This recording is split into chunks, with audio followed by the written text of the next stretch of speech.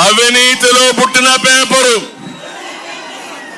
ప్రజల భవిష్యత్తు పైన విషం జిమ్మే పేపర్ అది, మిమ్మల్ని మోసం చేసే పేపర్ అది. ఇప్పుడు దానికి తోడుగా సోషల్ మీడియా ఒకటి పెట్టారు. ఉన్నది లేనిట్టు చెప్పి మిమ్మల్ని మభ్యపెట్టి మళ్ళా మోసం చేయాలని. నేను అడిగిన దానికి సమాధానం చెప్పమంటున్నా. ఒక్క ఛాన్స్ అన్నాడా లేదా తమ్ముళ్ళు? మీరే చెప్పండి. అన్నాడా లేదా? బుగ్గలు నిమిరాడా లేదా? తల మీద చెయ్యి పెట్టాడా లేదా? ముద్దులు పెట్టాడా లేదా? ఇప్పుడు పిడిగుద్దులే కదా తమ్ముళ్ళు అని మిమ్మల్ని అడుగుతున్నా. గుద్దులే గుద్దులు, ఇప్పుడు బాధుడే బాధుడు. ఇప్పుడు ఎవరైనా మీరు బాగుపడ్డారా ఈ పాలనలో? మీ జీవితాలు మెరుగైనా ఈ పాలనలో? ఒక్క సాక్షి పేపర్కి కొన్ని వేల కోట్ల అడ్వర్టైజ్మెంట్ ఇచ్చాడు.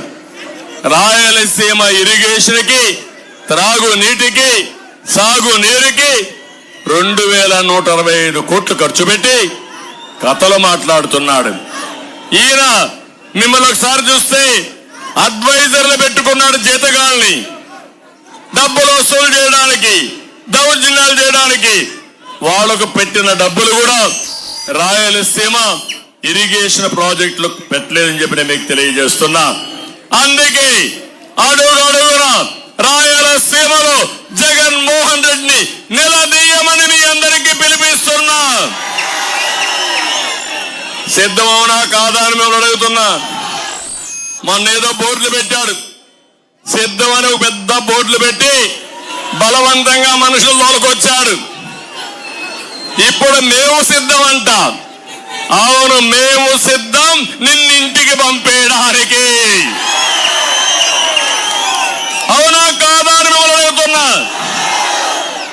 ఇంకో పక్క నాకు ఒక్కోసారి బాధ, ఆవేదన. రాయలసీమలో నేను ఎప్పుడు కరువును చూశా, మీ బాధలు చూశా, కులాన్ని చూడలేదు. ఒక దూరదృష్టి ఉండే ఒక నాయకుడిగా రాయలసీమకు నీళ్లు తెస్తే ఈ రాయలసీమ రతనాల సీమ అవుతుందని నేను కలలుగన్నా. నేను అడుగుతున్నా మిమ్మల్ని, నేను కలలుగనడం తప్ప అని మిమ్మల్ని అడుగుతున్నా.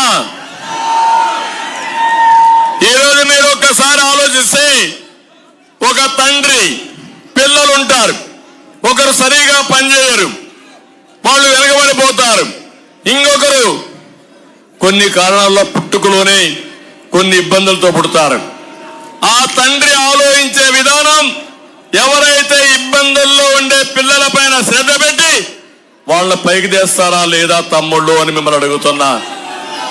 నేను అదే చేశాను. రాష్ట్రంలో చూశాను, పేదవాళ్ళు ఉన్నారు, రాయలసీమలో కరువు ఉంది, ప్రత్యేక శ్రద్ధ పెట్టాను. రాయలసీమని రతనాల సీమగా చేయాలని ఒక కోరిక పెట్టుకొని ముందుకు పోయా. అందరినీ పూర్తి చేశాను. నీళ్లు వచ్చాయి, వీకోటకు వచ్చాయి. అదే మరి నగిరి, గాలేరుని పూర్తి చేయడానికి ప్రయత్నం చేశాను.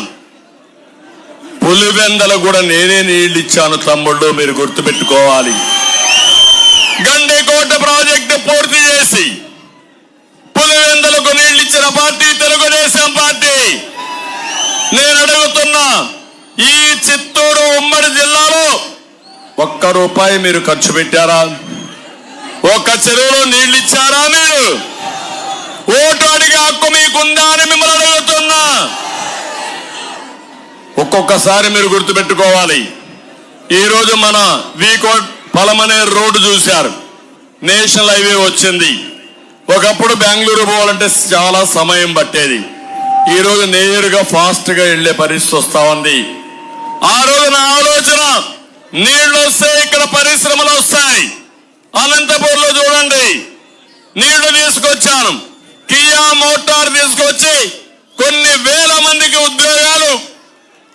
కరువు సీమలో కార్లు తయారు చేసి, కియా మోటార్స్ తయారు చేసి ప్రపంచమంతా పరిగెత్తించే పరిస్థితికి వచ్చామంటే అది మనం చూపించినటువంటి చొరవ. అవునా కాదా అని మిమ్మల్ని అడుగుతున్నా. రాయలసీమలో మంచి పంటలు పండుతాయి, వాణిజ్య పంటలు వస్తాయి. ఇక్కడ ఏదైనా సెరికల్చర్ వస్తుంది, కూరగాయలు వస్తాయి, పూలు పండుతాయి, ఇలాంటి మంచి పళ్ళు వస్తాయి. ఇవన్నీ కూడా లాభసాటిగా ఉంటాయి. కానీ నీళ్లు లేకపోతే సాధ్యం కాదు. నీళ్లుంటే పంటలు పండిస్తాం. ఈ ప్రాంతంలో ఉండే వాతావరణం, ఈ ప్రాంతంలో ఉండే భూములు ఉపయోగిస్తే బంగారు పండించే రైతాంగం ఇక్కడ ఉన్నారు. అదే నా కళ. అలాంటి ఈ జిల్లాని, ఈ రాయలసీమని పూర్తిగా నాశనం చేసే పరిస్థితికి వచ్చారు. నేను ఆ రోజు మీ అందరికీ ఒకటి ఆలోచించిన రైతులు, నీళ్లు తక్కువ ఉన్నాయని డ్రిప్ ఇరిగేషన్ ఇచ్చారు. నేను ఆ రోజు 80% సబ్సిడీతో, 90% సబ్సిడీతో డ్రిప్ ఇరిగేషన్ ఇచ్చిన ఏకైక పార్టీ తెలుగుదేశం పార్టీ. ఇప్పుడు డ్రిప్ ఇరిగేషన్ ఉందా అని మిమ్మల్ని అడుగుతున్నా, ఇస్తున్నారని అడుగుతున్నా, నీళ్లు ఉన్నాయని మిమ్మల్ని అడుగుతున్నా. ఇవన్నీ చేస్తా ఉంటే నా కోరిక ఒకటి ఉండేది, రాయలసీమని హార్టికల్చర్ హబ్గా చేయాలని. రాయలసీమ 3 ప్రాంతాలు చూస్తే బెంగళూరు దగ్గర ప్రాంతం ఉంది, హైదరాబాద్ దగ్గర ప్రాంతం ఉంది, చెన్నైకి దగ్గర ప్రాంతం ఉంది. ఈ 3 ప్రాంతాల్లో ఇండస్ట్రీస్ పెడితే మా తమ్ముళ్ళు బయట పోకుండా వేరే ప్రాంతాల వాళ్ళు వచ్చి మన దగ్గర ఉద్యోగాలు చేయాలని కలలుగన్నాను. అన్ని కలలు కూడా పోయే పరిస్థితి వచ్చింది. అందుకే నేను అందరినీ కోరుతున్నా, నా బాధ ఆవేదన అర్థం చేసుకోండి. రేపు రాబోయే ఎన్నికల్లో మొట్టమొదటిగా ఇక్కడే ప్రారంభించాను. ప్రజా గళాన్ని ప్రారంభించింది మొదటిసారిగా ఈ యొక్క పలమనేరులో. మొన్ననే ప్రధానమంత్రి వచ్చినప్పుడు చిలకలూరిపేటలో ప్రజాగళాన్ని పెట్టాం. నిన్న నేను కుప్పానికి వచ్చి నాకు సహకరించిన ప్రజలందరి దగ్గర ఆశీర్వాదాలు తీసుకున్నా. నేరుగా మొట్టమొదటి మీటింగు ప్రజాగళంలో పెట్టింది పలమనేరులో అని చెప్పి నేను మీకు తెలియజేస్తున్నా. ఈ పలమనేరు మీటింగ్ సూపర్ హిట్. ఎక్కడ చూసినా రోడ్డంతా మనుషులే. మిట్ట మధ్యాహ్నం సమయం 1-2 గంటలు అవుతా ఉంది. ఇప్పుడు ఈ టైంలో మీరున్నారంటే మీ మనస్సు మొత్తం తెలుగుదేశం పార్టీ పైనే ఉంది. మీరు డిసైడ్ చేసుకున్నారు, తప్పకుండా వైఎస్ఆర్ కాంగ్రెస్ పార్టీని చిత్తుగా ఓడించి బంగాళాఖాతంలో కలిపేయాలి. నేను ఒకటే చెప్తున్నా మీ అందరికీ, సంపద సృష్టించడం తెలిసిన పార్టీ తెలుగుదేశం పార్టీ. సంక్షేమ కార్యక్రమాలకు నాంది పలికిన పార్టీ తెలుగుదేశం పార్టీ. ఒక ఇండస్ట్రీ వస్తే ఉద్యోగాలు వస్తాయి, ఉద్యోగాలు వస్తే కొనుగోలు శక్తి పెరుగుతుంది. సాగునీరు వస్తే పంట పొలాల్లో మంచి పంటలు వేసుకుంటారు. పొలాల్లో పండిన పంట అమ్ముకుంటే ఆదాయం పెరుగుతుంది. ఆ విధంగా సంపద సృష్టించడం తెలిసిన పార్టీ తెలుగుదేశం పార్టీ. దీనివల్ల మీ భూముల విలువలు పెరుగుతాయి, కొనుగోలు శక్తి పెరుగుతుంది, మీ జీవితాల్లో వెలుగు వస్తుంది. అలాంటి కార్యక్రమాలతో మనం ముందుకు పోయాం. ఈ రోజు నేను ఒకటే చెప్తున్నాను, మీ అందరికి ఒక భరోసా ఇస్తున్నా. సంపద సృష్టిస్తాం, వచ్చే ఆదాయాన్ని మీకు పంచే విధంగా కార్యక్రమాలు చేపడతాం. జగన్మోహన్ రెడ్డి చేసేది 10 రూపాయలు ఇచ్చి 100 రూపాయలు దోచేసే జలగా.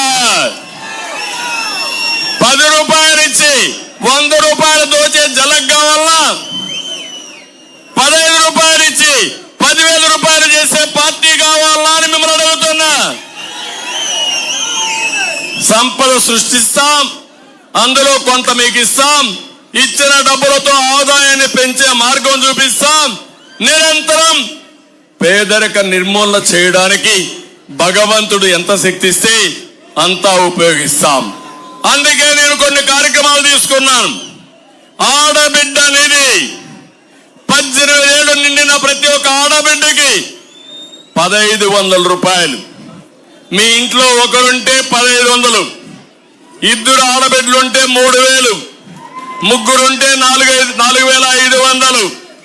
ఎవరిని అడిగే పని లేదు, నేరుగా మీ అకౌంట్ లో వేసి మళ్ళా నేనే ప్రత్యక్షంగా మీకు చెప్తాను, వచ్చిందా లేదో పర్యవేక్షిస్తానని మీకు హామీ ఇస్తున్నా. ఇంకో పక్క తల్లికి వందనం, బిడ్డల చదువుకు ప్రతి ఒక్క తల్లికి ఏడాదికి 15,000. ఒకరుంటే 15,000, ఇద్దరుంటే 30,000, ముగ్గురుంటే 45,000. మీకు ఒకటే చెప్తున్నా, నలుగురుంటే 60,000. ఏం బాధ లేదు. జనాభా తగ్గిపోతా ఉంది. మన పిల్లలే మన ఆస్తి. ఇలాంటి పిల్లలకు బాగా చదువు చెప్పిస్తే ప్రపంచాన్ని జయించే శక్తి మన పిల్లలకే ఉంది. అది నిరూపించిన పార్టీ తెలుగుదేశం. దానికోసమే ఈరోజు ప్రతి ఒక్క బిడ్డకి 15,000 రూపాయలు ఇచ్చి చదివించే బాధ్యత తీసుకుంటాం. నేనే గ్యాస్ మీకు ఇచ్చాను ఆడబిడ్డలందరికీ. ఆ రోజు దీపం పెట్టాను, వంట గ్యాస్ ఇచ్చాను, మిమ్మల్ని ఆదుకున్నాను. ధరలు పెరిగాయి. ఈ రోజు హామీ ఇస్తున్నా, ఆడబిడ్డల కోసం 3 గ్యాస్ సిలిండర్లు ఉచితంగా ఇప్పిస్తానని మీ అందరికీ హామీ ఇస్తున్నా. ఆడబిడ్డలందరికీ హామీ ఇస్తున్నాను. ఉచిత ప్రయాణ సౌకర్యం ఏర్పాటు చేస్తా. ఆర్టీసీ బస్సులో మీ వ్యక్తి దర్జాగా ఎక్కడికి పోవాలన్నా పోయి మళ్ళా ఇంటికి వచ్చే విధంగా చేస్తాను. ఈ 4 కార్యక్రమాలు ఆడబిడ్డలు చేస్తాను. అన్నదాత కోసం ప్రతి ఒక్క రైతుకి 20,000 రూపాయలు ఇచ్చే బాధ్యత ఈ ఎన్డీఏది, అన్ని రాజకీయ పార్టీలది. ఇంకో పక్క సబ్సిడీలు కొనసాగిస్తాం. యువత మీ భవిష్యత్తుకు నాది నాంది. ప్రతి ఒక్క తమ్ముడికి ఉద్యోగాలు ఇప్పిస్తాం. 5 ఏళ్లలో 20 లక్షల ఉద్యోగాలు ఇప్పించే బాధ్యత మేము తీసుకుంటామని మీ అందరికీ హామీ ఇస్తున్నా. అంతేకాదు నిరుద్యోగ భృతి నెలకు 3,000 రూపాయలు ఇస్తాం. ఇవే కాకుండా ఇంకొకసారి మీరు ఆలోచిస్తే ఈ రాష్ట్రంలో ఇండస్ట్రీస్ తెస్తాం, పెట్టుబడులు వస్తాయి, మీ ఊర్లో పనిచేసుకునే అవకాశం వస్తుంది. అదే కాకుండా ఐటీలో